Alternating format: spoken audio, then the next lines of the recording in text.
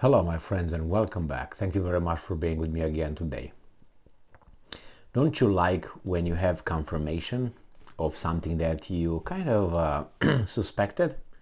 Well, I like it about 5% because that gives me, okay, I'm on the right track. What does that mean?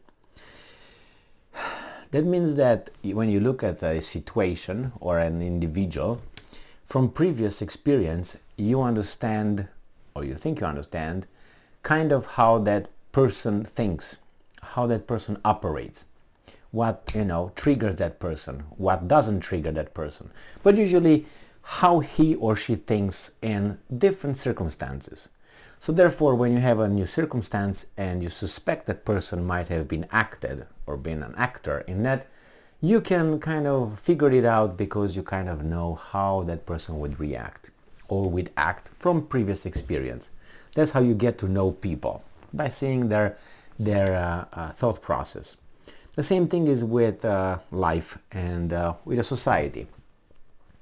Once you kind of figure out who's who, what's what, and how they are interconnected, you are able to assume or reach some conclusions without the hard evidence. Like for instance, in this case, this article will tell us that Twitter, before Elon Musk, was in constant communication, contact with FBI. Does it surprise you? About moderation. So that is what people can say, what people cannot say, and so on. Does it surprise you? It doesn't surprise me whatsoever. It just gives me a confirmation like, okay, I knew it, or I suspected it, 98%. But if you say that in certain kind of circles, unfortunately, and you're surrounded by those people in those circles at all times, you will have people who would think that you are just insane, and there's no reason to argue with them because people from outside would not understand who's the crazy one. So this is an article from Sputnik. It is from today, the 16th of December 2022, and this is the title: Twitter Files Part 6 reveals tech giant was in constant talks with FBI over moderation. Great job, good job. I did not expect less of you, FBI and Twitter. Journalist Matt Taibbi, who has been releasing so-called Twitter files about the social media company's operations via internal documents, revealed Friday that Twitter maintained constant and pervasive contact with federal officials about moderating content on the platform. And I'm quoting, Twitter's contact with the FBI was constant and pervasive as if it were a subsidiary, end quote, Taibbi said. The Twitter files show something new.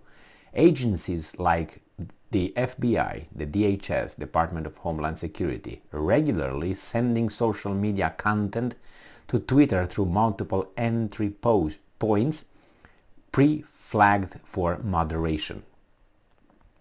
There were over 150 emails exchanged between former Twitter Trust and Safety Chief Yoel Roth and the FBI from January 2020 to November 2022, Taibbi said. The contact included a high number of requests by the FBI for Twitter to take action on purported election misinformation, according to Taibbi. The FBI's request for action also included calls for moderation of joke tweets from low follower accounts. In fact, one account tweeted mostly satire, but Twitter employees still looked to suspend the page for civic misinformation. This is just this tells me the extent of this, not, oh my god, it happened. As recently as November 22nd, one email showed the FBI San Francisco office flagging 4 accounts that, and I'm quoting, may potentially constitute violations, end quote, of Twitter's rules.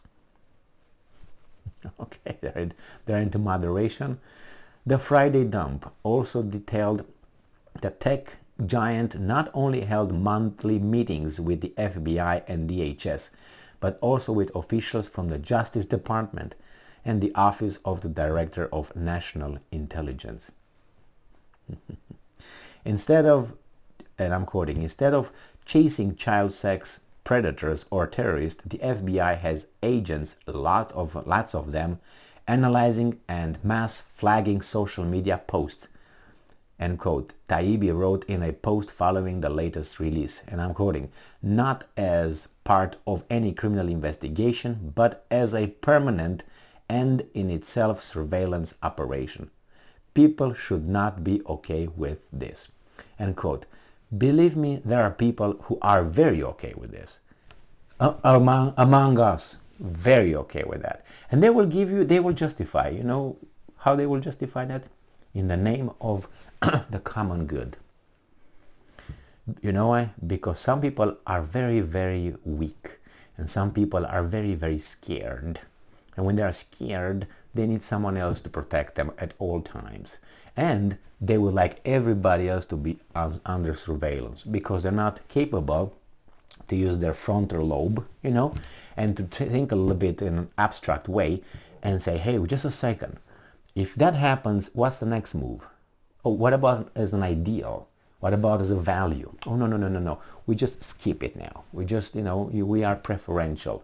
We are situational. Well, a value is not situational. But anyway, Taibbi has been releasing the Twitter files in coordination with new Twitter chief Elon Musk, who I don't know how in the hell he's still alive, unless he's part of it to a certain extent, and other journalists. The disclosures have so far revealed information about suspensions of reporting on the Hunter Biden laptop story and efforts to remove former US President Donald Trump from the platform following the January 6th Capitol riot.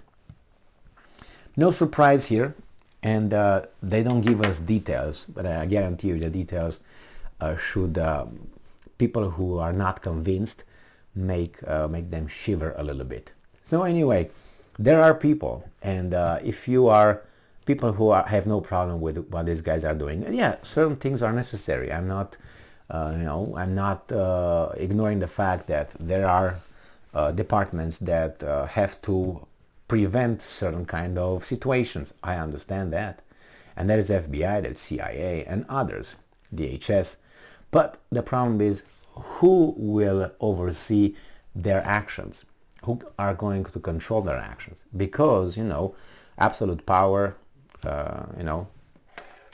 corrupts, absolutely. The same here. You always need someone to, that's why you have checks and balance. Here, if you don't have it, they will take advantage of it. As the commissars took advantage in Stalin's time. That's an extreme situation because it happened, not because we as human don't think that way. And I'm going to give you an example. If you're, and I will give this person as reference. I don't know if you're familiar with Mark Dice. All right, maybe you are. Mark Dice. So he is a on YouTuber, and he watched some videos when he goes and he interviews Americans in the street about the vaccination. Hey, should we lock up the people who don't want to be vaccinated? Should we put them in camps if they're not vaccinated? We're going to show them. And he interviews people on the street in California. And you're going to be surprised maybe to see their answers. We have a lot of tyrants around us, a lot of them. Or he has another one with, for instance, should we change the Bible because it's not inclusive enough? Should we change it? And you'll be surprised how people react. And those people vote. And those people, you go and, you rub shoulders when you go to the store. They drive cars. They drive cars. Can you imagine? So remember, we have in us, on all of us, that's an amount of tyranny. That stays over there. We can suppress it if the environment doesn't allow us to let it out. Well, the environment allows us to let it out. We're going to let it out. It's the same thing as the, that little idea that, wow, money changed Mark or Mike. Since started having money, money changed people. No, Money only allows people to be what they are because they don't care. They don't have to, care about what he says, she says, and all that. So they are what they really are when they have the money because they're free. What are you going to do to me? Nothing. I don't need you, I don't need you, I don't need you. And then shows the real person, how the real person is. If the person continues to be not a weasel, not like a servant, like a with humility, then be yourself, be what you are. And then money is going to give you that chance to be what you are. And we're all going to see what you are. So the same here with the CIA and FBI. If they're not checked, they're going to be what people who form these organizations, these departments are. And then they are like, tyrants. Don't allow them. Look, for instance, if you didn't watch those testimonies of Peter Strzok, I think his name, from FBI, CIA, I can't remember which one was it. But Peter Strzok was it? I think so. The guy from that was with his girlfriend. They were texting before the elections. He said, we're not going to let that happen, my dear. Anyway, he was in front of the commission. And just, I'm not saying he's right or wrong, whatever. But analyze his attitude. That's what I did. I analyzed his body language, his tone, the way he looked around, and he was very proud of himself, which is okay. It's okay. If you have qualities, it's good. But he was like this. You can't touch me. You can't do anything about me. And he was very, very feisty guy. And he did some fuck up things. But anyway, that's the attitude of that guy. And that guy was, I don't know, the second in command or something, I think FBI agent, yes. Lisa Page and Peter Strzok, I think that was the thing. Anyway, I have nothing with them doing hanky-panky. I'm just saying how he behaved because he had power. Nobody could touch him. And they took his pension and Biden gave it to him back. Yeah, so we found you guilty, but then anyway, thank you very much for being with me again today. Stay strong, stay smart, look for the truth, and be just.